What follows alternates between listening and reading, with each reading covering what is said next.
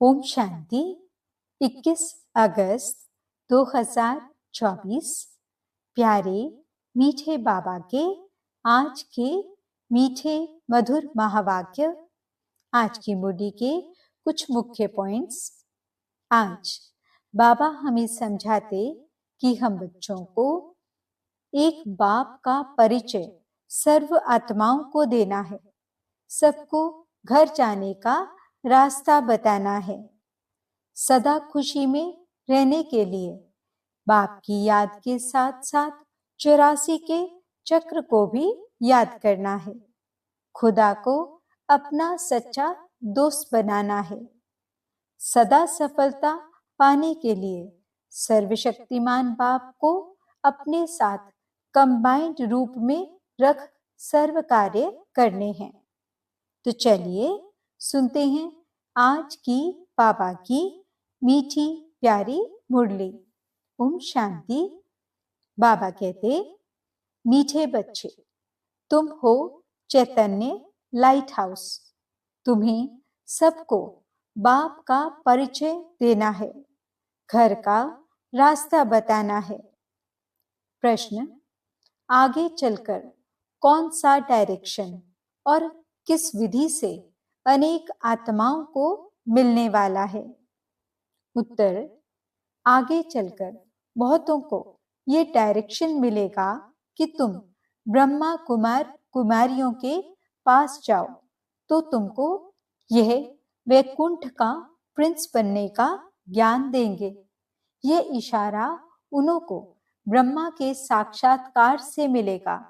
अक्सर करके ब्रह्मा और श्री कृष्ण का ही साक्षात्कार होता है, जैसे आदि में साक्षात्कार का पाठ चला, ऐसे ही अंत में भी चलने वाला है। ओम शांति। रूहानी बाप बच्चों से पूछते हैं, सबसे तो नहीं पूछ सकते। नलिनी बेटी से पूछते हैं कि यहाँ क्या कर रही हो, किसकी याद में बैठी हो? बाप की। सिर्फ बाप की याद में बैठी हो या और भी कुछ याद है? बाप की याद से तो विकर्म विनाश होंगे। और क्या याद करती हो? ये बुद्धि का काम है ना। हम आत्माओं को अपने घर जाना है तो घर को भी याद करना है। अच्छा, और क्या करना है? क्या घर में जाकर बैठ जाना है? विष्णु को स्वदर्शन चक्र दिखाते हैं ना, उनका अर्थ भी बाप ने अब समझाया है। स्व अर्थात आत्मा को दर्शन हुआ 84 जन्मों के चक्र का, तो वह चक्र भी फिराना पड़े। तुम जानते हो, हम 84 का चक्र लगाकर घर जाएंगे, फिर वहां से आएंगे सतयुग में पाठ बजाने, फिर 84 का चक्र लगाएंगे। विष्णु को कोई चक्र होता नहीं, वह तो है सतयुग का देवता। विष्णुपुरी कहो या लक्ष्मी नारायण की पुरी कहो, स्वर्ग कहो। स्वर्ग में लक्ष्मी नारायण का राज्य था। अगर राधे कृष्ण का राज्य कहते हैं तो ये भूल करते हैं। राधे कृष्ण का राज्य तो होता नहीं, क्योंकि दोनों अलग अलग राजाई के प्रिंस प्रिंसेस थे। राजाई के मालिक तो फिर स्वयंवर के बाद बनेंगे। तो ये जो विष्णु को चक्र दिया है, ये चक्र है तुम्हारा। तो यहाँ जब बैठते हो तो सिर्फ शांति में नहीं बैठना है, वर्षा भी याद करना है, इसलिए ये चक्र है। बाप कहते हैं, तुम लाइट हाउस भी हो, बोलता चलता लाइट हाउस हो। एक आंख में है शांति धाम, एक आंख में है सुख धाम। दोनों को याद करना पड़ता है। याद से तो पाप कटने हैं। घर को याद करने से घर में चले जाएंगे, फिर चक्र को भी याद करना है। ये सारे चक्र की नॉलेज तुमको ही है। 84 का चक्र लगाया है। अब ये अंतिम जन्म है मृत्यु लोक में। नई दुनिया को कहा जाता है अमर लोक। अमर अर्थात तुम सदैव जीते रहते हो, तुम कभी मरते नहीं हो। यहाँ तो बैठे बैठे अचानक मृत्यु हो जाती है, बीमारियां होती हैं। वहां मरने का डर नहीं, क्योंकि अमर लोक है। तुम बूढ़े होते हो तो भी ज्ञान है, हम गर्भ महल में जाकर प्रवेश करेंगे। अभी जाते हैं गर्भ जेल में। वहां तो गर्भ महल होता है, वहां पाप तो करते नहीं जो सजा भोगनी पड़े। यहाँ तो पाप करते हैं, जिस कारण सजा भोगकर बाहर निकलते हैं, तो फिर पाप शुरू कर लेते हैं। यह है पाप आत्माओं की दुनिया। यहाँ तो दुख ही होता है, वहां दुख का नाम नहीं। तो एक आंख में शांति धाम, दूसरी आंख में सुख धाम रखो। भल तुम जन्म जन्मांतर जप तप आदि करते आए हो, परंतु वह ज्ञान तो नहीं है ना। वह है भक्ति। उसमें कोई युक्ति भी नहीं मिलती कि तुम ऐसे सतो प्रधान बन सकते हो। कोई भी नहीं जानते, बस सुना है श्री कृष्ण भगवानुवाच देह सहित। ये गीता के अक्षर हैं जो पढ़कर सुनाते हैं। ऐसे नहीं कहते कि तुम ऐसे बनो, सिर्फ पढ़ते हैं। भगवान ऐसे कहकर गया था जब आया था पतितों को पावन बनाने। सिर्फ गीता में परम पिता परमात्मा के बदले श्री कृष्ण का नाम डाल दिया है। अब श्री कृष्ण तो रथी है ना, उनको रथ चाहिए क्या? वह तो खुद देहधारी है। श्री कृष्ण का नाम किसने रखा? जैसे छठी होती है तो नाम सबके पढ़ते हैं, बाप को तो सिर्फ शिव ही कहा जाता है। तुम आत्माएं जन्म मरण में आती हो तो शरीर का नाम बदलता है। शिव बाबा तो जन्म मरण में आता नहीं, वह सदैव शिव ही है। बुरी यानी बिंदी जब लिखते हैं तो कहते हैं शिव। बिंदी आत्मा तो है बिल्कुल सूक्ष्म। आत्मा का अगर साक्षात्कार होता तो भी किसको समझ में नहीं आता। देवी को देख खुश हो जाएंगे। अच्छा, फिर क्या? प्राप्ति तो कुछ नहीं, अर्थ नहीं। सिर्फ नौदा भक्ति की, दर्शन किया तो उसमें ही खुश हो जाते हैं। बाकी मुक्ति जीवन मुक्ति की तो बात ही नहीं है। वह है सब भक्ति मार्ग। यहाँ यह है ज्ञान मार्ग। यहाँ अक्सर करके साक्षात्कार होता है ब्रह्मा का, फिर श्री कृष्ण का होगा। कहेंगे इस ब्रह्मा के पास जाओ तो तुम कृष्णपुरी व वैकुंठ में जाएंगे। लक्ष्मी नारायण का भी साक्षात्कार हो सकता है। ऐसे नहीं साक्षात्कार हुआ माना सदगति हो गई। यह सिर्फ इशारा मिलता है, यहाँ जाओ, आगे चल, बहुतों को साक्षात्कार होगा, डायरेक्शन मिलेगा।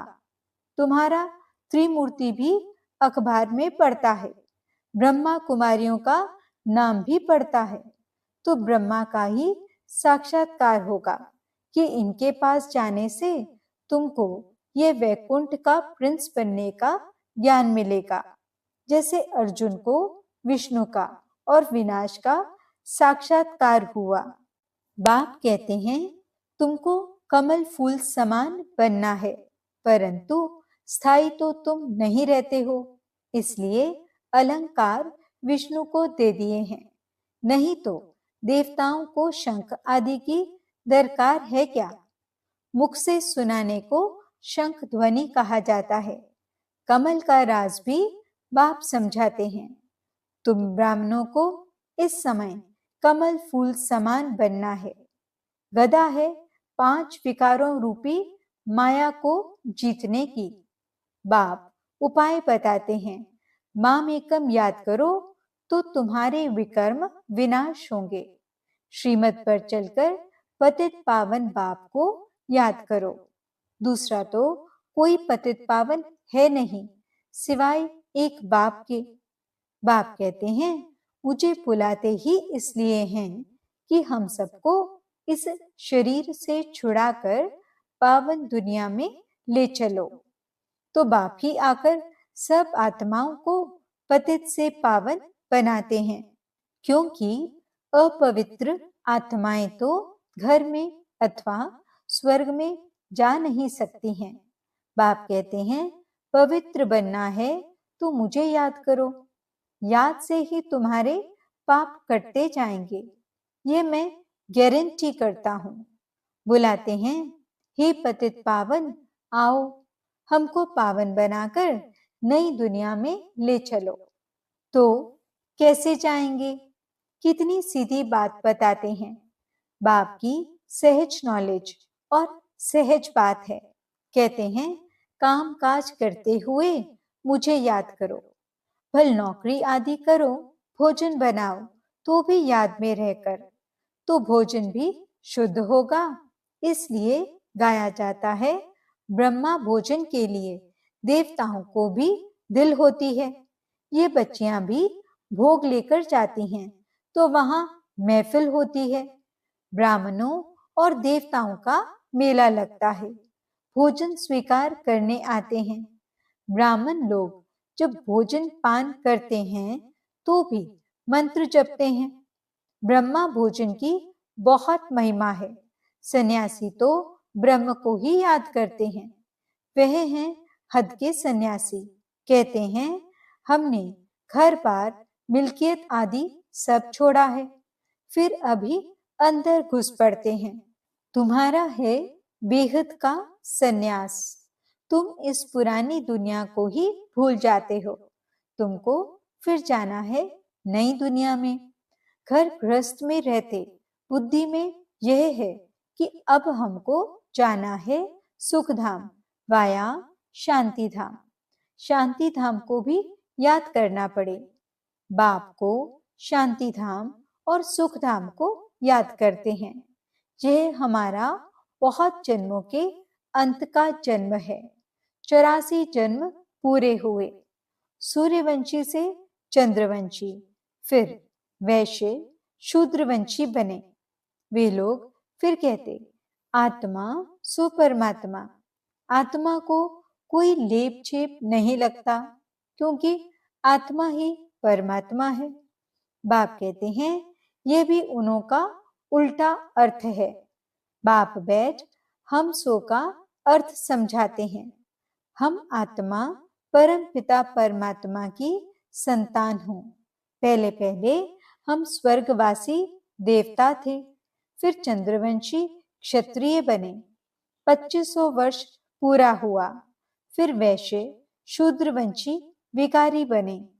अब हम ब्राह्मण चोटी बनते हैं। यहाँ बैठे हैं, जैसे कि 84 की बाजोली खेलते हैं। ये बाजोली का भी ज्ञान है। आगे तीर्थों पर जाते थे तो भी ऐसे बाजोली करते, निशान डालते जाते थे। अभी तुम्हारा तो सच्चा तीर्थ है, शांति धाम और सुख धाम। तुम हो रूहानी पंडे, सबको राय देते हो। बाप को याद करो तो शांति धाम चले जाएंगे। साधु संत आदि सब शांति धाम में जाने के लिए ही मेहनत करते हैं, परंतु जा कोई भी नहीं सकते। जाएंगे फिर सारा होल लॉट इकट्ठा। बाप ने समझाया है, सतयुग में तो बहुत थोड़े होते हैं, फिर वृद्धि होती जाती है। तो तुम हो स्वदर्शन चक्रधारी, देवताएं नहीं हैं, परंतु इस समय तुम्हारी माया के साथ युद्ध चल रही है। उस लड़ाई में भी जिसको जोरदार समझते हैं, तो फिर उनके पास जाकर शरण लेते हैं। अभी तुम किसकी शरण लेते हो? स्त्री पुरुष दोनों कहते हैं, हम शरण पड़ते हैं तेरी। मेरा तो एक शिव बाबा, दूसरा न कोई। सब आत्माओं का बाप तो एक है ना। उस एक के तुम बच्चे हो। साधु संत तो एक नहीं है, अनेक भगवान हो जाते हैं। जो घर से रूठे वह भगवान, फिर बड़े बड़े साहूकार करोड़पति जाकर उन्हों के शिष्य बनते हैं। और महफिल मनाते हैं गंदे खान पान की। तमो प्रधान मनुष्य है ना। हिंदुओं को फिर अपने धर्म का ही पता नहीं है। बाप समझाते हैं, तुम तो वास्तव में आदि सनातन देवी देवता धर्म के हो, परंतु पतित बन गए हो, इसलिए अपने को देवता कहला नहीं सकते। वह धर्म ही प्राय लोप हो गया है। मनुष्य कितने विकारी क्रिमिनल आय वाले हैं। एक मिनिस्टर बाबा के पास आया था, बोला हमारी तो क्रिमिनल आय जाती है। अब बाप समझाते हैं, बच्चे सिविल आय बनो। जब तक क्रिमिनल आय जाती है तब तक तुम पतित हो। अपने को भाई भाई समझो तो वे क्रिमिनल दृष्टि उड़ जाएगी। हम आत्मा भाई भाई हैं, एक पाप से वर्षा ले रहे हैं। आत्मा का तख्त ये भृकुटी है, इसको कहा जाता है अकाल तख्त। अकाल आत्मा इस तख्त पर विराजमान है। यह तो मिट्टी का पुतला है, सारा पाठ आत्मा में ही भरा हुआ है। बाप कहते हैं, मैं 5000 वर्ष के बाद आता हूँ तुम बच्चों को वर्षा देने। तुम जानते हो हम आए हैं हेल्थ, वेल्थ, हैप्पीनेस का वर्षा लेने। सतयुग में अथाह धन मिलता है, तुम 21 पीढ़ी देवता बनते हो। बुढ़ापे बिगड़ कभी कोई मरेगा नहीं। यहाँ तो बैठे बैठे अचानक मर पड़ते हैं, गर्भ में अंदर भी मर पड़ते हैं। वहां तो दुख का नाम नहीं होता। उनको कहा जाता है सुखधाम राम राज्य। यह है दुखधाम रावण राज्य। सतयुग में रावण होता ही नहीं। तो यह 84 का चक्र भी बुद्धि में तुमको याद रहेगा, बहुत खुशी रहेगी। तुम जानते हो हम नए विश्व के अर्थात सतयुग के मालिक बनने वाले हैं। गीता में भी भगवानुवाच है ना, हे बच्चे देह सहित देह के सब संबंधों को छोड़ो, अपने को आत्मा समझ मामेकम याद करो। तुम्हारा सच्चा सच्चा खुदा दोस्त वह है। अल्लाह अवल दीन का नाटक, हातम ताई का नाटक सब इस समय के हैं। अभी मनुष्य कितना माथा मारते रहते हैं, बच्चे कम पैदा हों। बेहद का बाप कितना कम कर देते हैं। सारे विश्व में सतयुग में 9 लाख आबादी जाकर रहती है, बाकी इतने करोड़ों मनुष्य होते ही नहीं। सब मुक्तिधाम शांति धाम में चले जाएंगे। यही तो करामत की बात है ना। एक देवी देवता धर्म का फाउंडेशन लगाकर बाकी सब विनाश कर देते हैं। ये 84 का चक्र अच्छी रीति बुद्धि में बिठाना है। यह है स्वदर्शन चक्र। बाकी चक्र से कोई का गला आदि नहीं काटना है। शास्त्रों में फिर श्री कृष्ण के लिए हिंसक बातें लगा दी हैं। सबको स्वदर्शन चक्र से मारा। ये भी ग्लानि हुई ना, कितना हिंसक बना दिया है। तुम डबल अहिंसक बनते हो। काम कटारी चलाना ये भी हिंसा है। देवताओं को तो पवित्र कहा जाता है। योग बल से जबकि विश्व के मालिक बन सकते हो, तो योग बल से बच्चे क्यों नहीं पैदा हो सकते हैं। साक्षात्कार होगा, अब बच्चा होना है। बाबा तो समझते हैं अभी ये पुराना शरीर छोड़ेंगे और गोल्डन स्पून इन माउथ। तुम भी समझते हो हम अमर लोक में जन्म लेंगे तो गोल्डन स्पून इन माउथ होगा। गरीब प्रजा भी चाहिए ना। दुख की कोई भी बात होती ही नहीं है। प्रजा के पास थोड़े ही इतना धन माल आदि होता है। बाकी हाँ सुख होगा, आयु बड़ी होगी। राजा रानी साहूकार प्रजा सब चाहिए ना।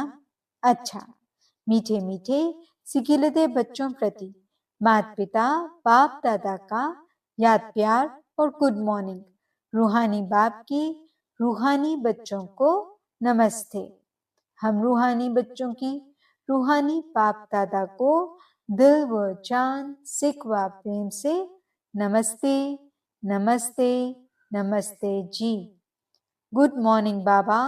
शुक्रिया बाबा। धारणा के लिए मुख्य सार। पहला पॉइंट, बाप की याद के साथ साथ खुशी में रहने के लिए 84 के चक्र को भी याद करना है। स्वदर्शन चक्र फिराना है। खुदा को अपना सच्चा दोस्त बनाना है। डबल अहिंसक बनने के लिए क्रिमिनल आई को बदल सिविल आई बनानी है। हम आत्मा भाई भाई हैं, यह अभ्यास करना है। वरदान, सर्वशक्तिमान बाप को कंबाइंड रूप में साथ रखने वाले सफलता मूर्त भव। जिन बच्चों के साथ सर्वशक्तिमान बाप कंबाइंड है, उनका सर्वशक्तियों पर अधिकार है, और जहां सर्वशक्तियां हैं वहां सफलता न हो, यह असंभव है। यदि सदा बाप से कंबाइंड रहने में कमी है तो सफलता भी कम होती है। सदा साथ निभाने वाले अविनाशी साथी को कंबाइंड रखो तो सफलता जन्म सिद्ध अधिकार है, क्योंकि सफलता मास्टर सर्वशक्तिमान के आगे पीछे घूमती है। स्लोगन, सच्चे वैष्णव वह हैं जो विकारों रूपी गंदगी को छूते भी नहीं। ओम शांति।